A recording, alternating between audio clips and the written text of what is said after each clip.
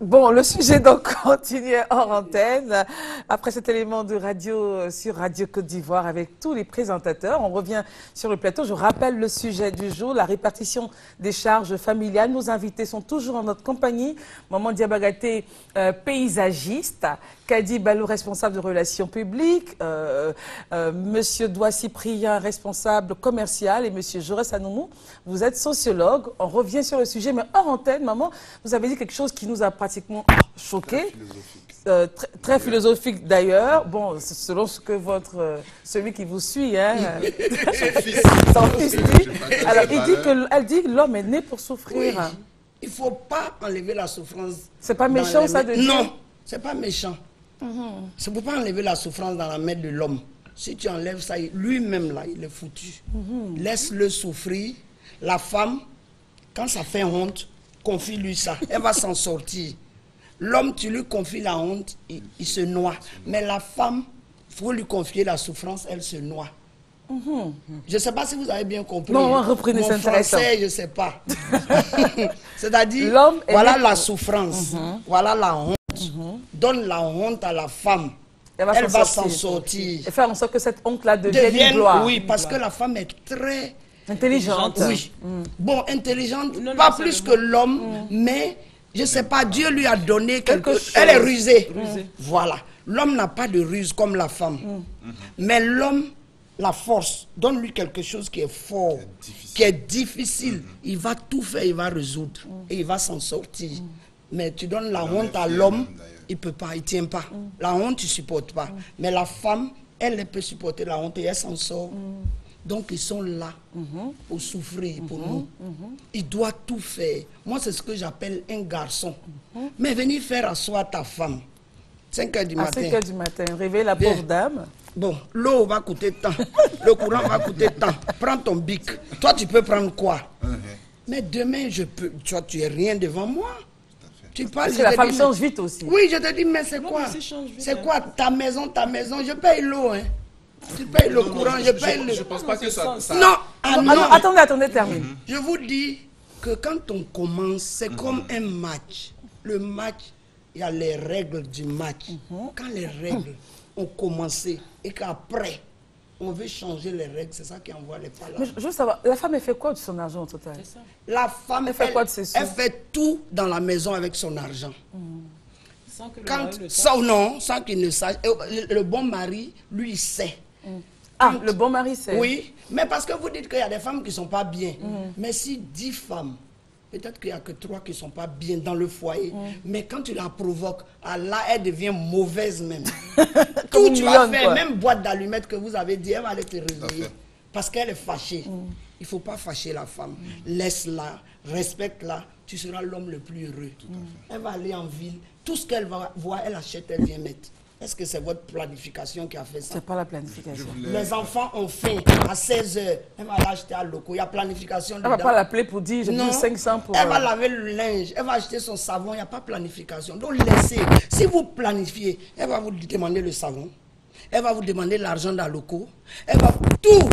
Parce que c'est planifié. C'est de la mauvaise foi aussi quand même un peu. Non, c'est pas la mauvaise foi. C'est devenu une société comme vous avez dit. Où on est assis là, le DG, toi tu fais ça. Hein. Et puis moi je suis le directeur financier, moi je fais ça.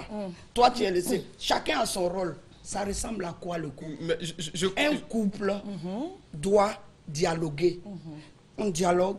Je sais que je l'ai épousé. On était peut-être copains, copines, ou bien on ne se connaissait pas, on s'est vus, on s'est mariés. Voilà ce que je touche. Et elle a toujours de la compassion parce qu'elle va dire, il souffre, il n'a rien. La femme est toujours en train de dire ça. Mon mari souffre, il n'a rien. Je vous jure que quand vous ne planifiez pas, vous êtes l'homme le plus heureux. Vis-à-vis même de vos parents. Mais ta soeur vient, elle veut faire le mal, elle dit, ah non, moi je paye l'eau. Hein. C'est pas ton frère qui fait tout ici. Tu deviens comment? Mais souvent, il faut que ça se sache. À Jaurès, quoi.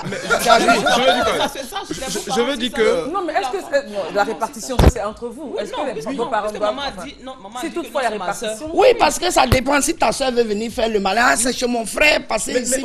Elle va dire que non. On a réparti, hein. Il paye la maison, moi je paye l'eau. Il paye le courant, il paye ceci. C'est pour ça qu'on est en Afrique. quand vous parlez de émancipation, vraiment moi ça me... Restez africains et puis mettons leur veste, mettons leur ceci, mais restons africains. On est parti, on a trouvé nos parents. Regardez comment nos parents étaient. Ils n'avaient pas les moyens. Monsieur Anoumou a dit qu'il y a l'évolution. Ça a changé, mais l'homme, les mentalités n'ont rien changé. Les mentalités sont restées. C'est nous-mêmes. Quand ça nous arrange, ça change. Voilà. Quand ça nous dérange, ça n'a pas changé. On va se mettre les machins, les vestes, les tailleurs. Ça, les mentalités ont changé. Mais quand il s'agit de venir faire un truc qui est africain, on est calé. Donc les mentalités n'ont pas changé. On est toujours ce qu'on est. On va étudier, on revient, mais on est ce qu'on est. Un bois qui est resté longtemps dans le voilà. Le bois que tu as vu tes parents planter là, il faut tourner autour. Non. Je voulais bien répondre à la question que Christelle a posée, c'est de savoir, mais la femme fait quoi de son argent? Justement, oui.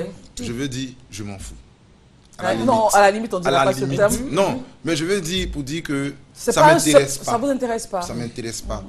Parce que, me connaissant, et puis ce n'est pas forcément avec l'épouse que j'ai, même avant, je sais que c'est moi qui vais finir ça.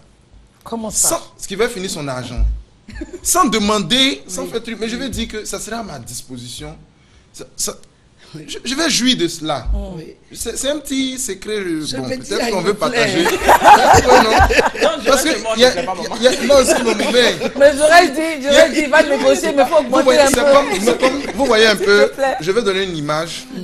Vous voyez dans la sauce, il y a l'aubergine, il y a le gombo, il y a la viande. Et tous, ils se bousculent, ils prennent la place. Tout et tout. Vous voyez, non? Voilà, j'aime bien manger. Il y a quelque chose qui est dans cette même sauce, on ne la voit pas, elle ne prend pas de place, rien. Mais sans elle, tu ne peux pas manger cette viande ni l'aubergine. C'est le sel. La femme est comme le sel. Une femme sage, vous voyez, moi dans ma religion, bâtit sa maison.